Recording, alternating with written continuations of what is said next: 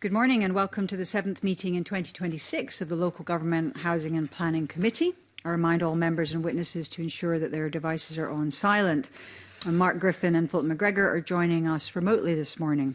The first item on our agenda is a decision on taking business in private. We need to decide whether to take item 4 in private. Are members agreed? Thank you. The next item on our agenda is to take evidence on 3 affirmative instruments. The Private Housing Rent Control Exempt Property Scotland Regulations 2026 draft, the Investigation and Commencement of Repair Scotland Regulations 2026 draft, and the Council Tax Variation for Unoccupied Dwellings Scotland Amendment Regulations 2026 draft.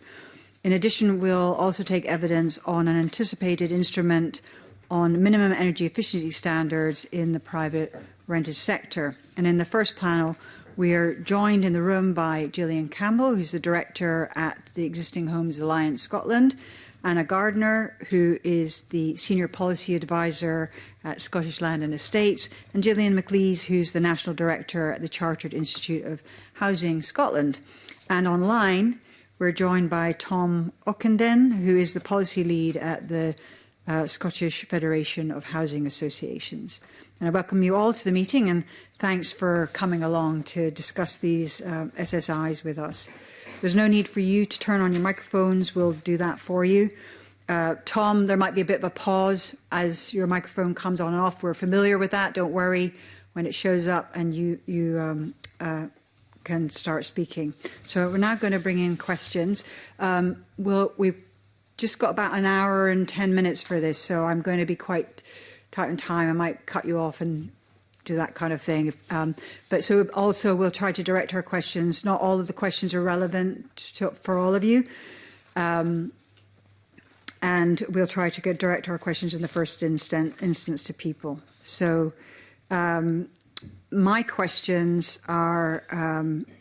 I'm going to direct these questions to everyone except for Gillian. You get to have a rest in the first bit because this is questions around the Private Housing Rent Control Exempt Property Scotland regulations. So maybe, Anna, if I can start with you.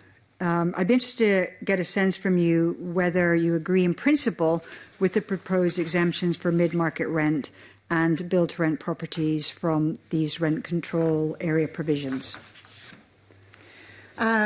Yes. In short, I think it's fair to say that Scottish Land and Estates welcomes the exemptions from both build-to-rent and mid-market rent.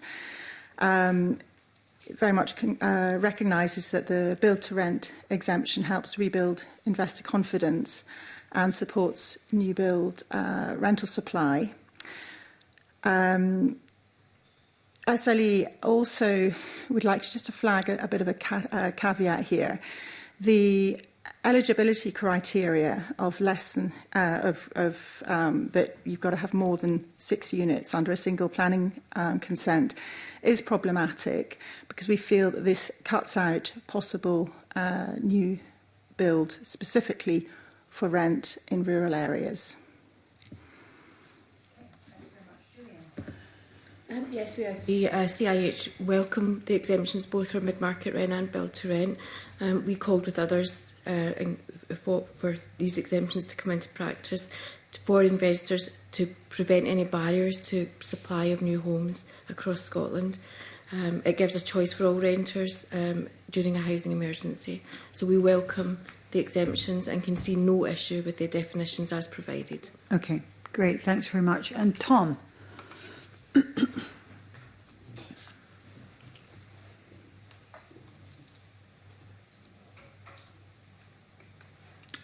Can't hear you yet.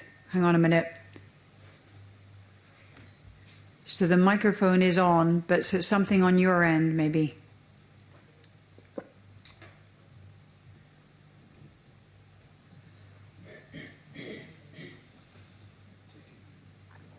Okay.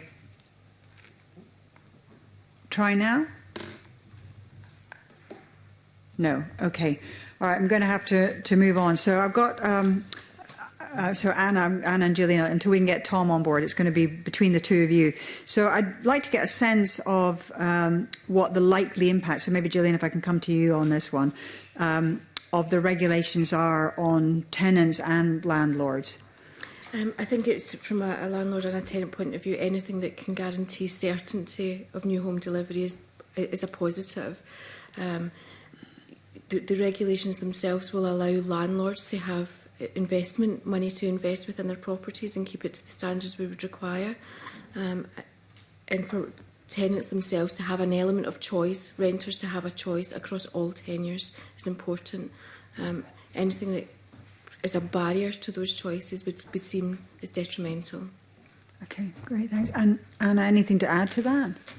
I think that for tenants, I'm just concerned about any impact that it might make on rural supply, new properties coming forward, because that obviously just makes life harder in terms of trying to find places where tenants want to be. Obviously overall, it's really good in terms of for landlord investors. It just makes life a lot easier in terms of the financial viability in an urban environment, but it doesn't take proper account of the viability in a rural environment when you're just trying to bring forward 1 or 2 units for renting to tenants. Okay, great, thanks. And then just on the definitions that are in the regulations of mid-market rent and build-to-rent housing, are you content with the detail of the definitions? Yeah, I think the government worked quite closely with the sector in creating those definitions and all of the work done by the Housing Task Force, etc. And I think that can be recognised in the definitions as they're published. Okay, great. So with the definitions, and I did raise this during the stakeholder engagement, it was felt that, well, because of the MMR exemption, the rural schemes will be okay. But that assumes that rural schemes are going down the route of grant funding. And I think it's a very unacceptable situation to force all small rural developments into a situation where they're depending on public finance. It's a wonderful tool, the Rural and Islands Housing Fund. It's a great enabler. We really are grateful in the rural sector that this exists and does help bring forward properties, but it does not suit every single person who's trying to bring forward housing. Part of this is because of the way that the grant conditions are set up. It can be problematic with standard securities into the future and things like that.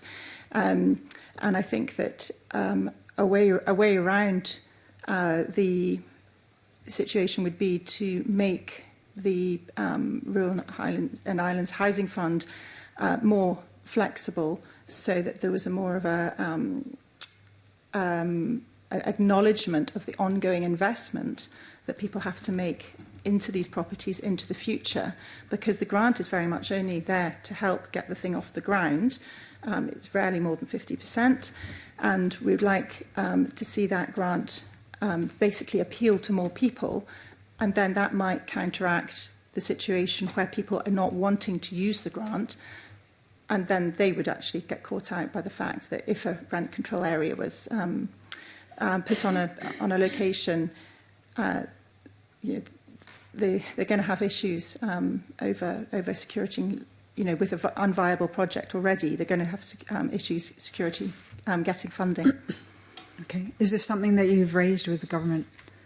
Well, we have raised our concerns over the Rural and Islands Housing Fund in terms of the conditionality of certain aspects. Obviously, there's got to be some sort of commitment to the government when you're taking forward a project using government money, but there is no regard for the ongoing investment. We all know how much money housing needs to keep it going in the condition it should be in, and the way the standard security is set up means that that people cannot, they're much more restricted in the future. Should they want to, sell their farm or estate or anything like that, they have to then go to the Scottish ministers to ask for consent. All this sort of thing. There's a lot more barriers to it.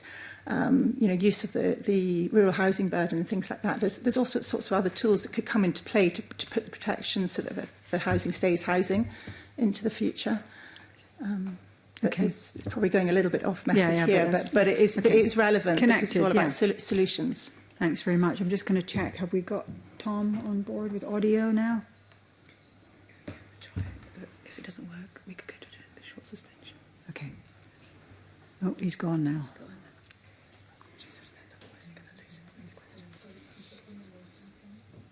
Okay, so we're going to go to a very brief suspension just to see if we can get Tom back on.